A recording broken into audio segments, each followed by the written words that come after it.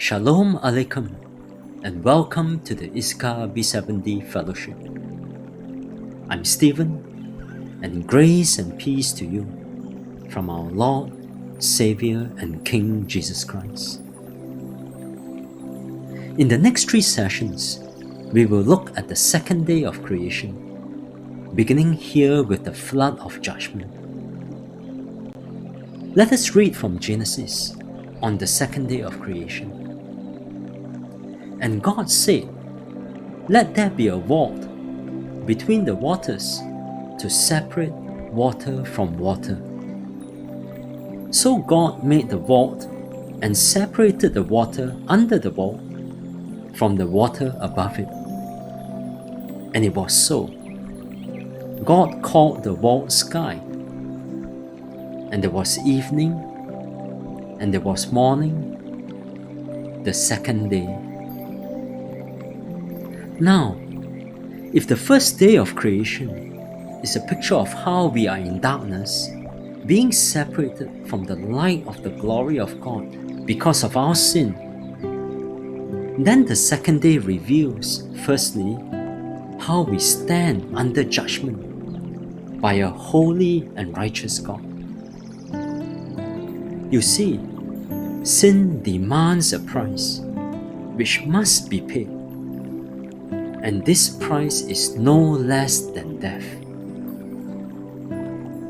We see this fulfilled in the great flood, the first worldwide judgment, which we can read about in Genesis chapters 6 to 8.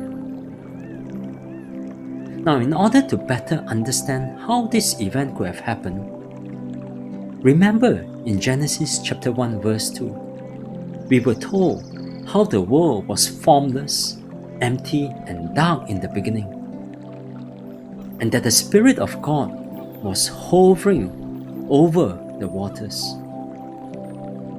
The Bible tells us that the world was initially covered in water, for it was only on the second day that part of this water was separated out and lifted up into the atmosphere, and the third day that dry ground first appeared, when the remaining waters were gathered, probably in the deepest part of the earth. The flood came about when God released all these waters stored above the sky and underneath the earth back onto the world.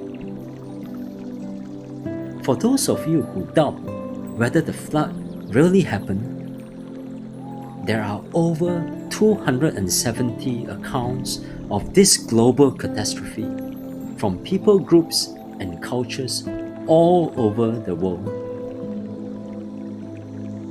As we close this session, I just want to bring out 2 other observations. First, 1,656 years passed from the time of Adam until the flood.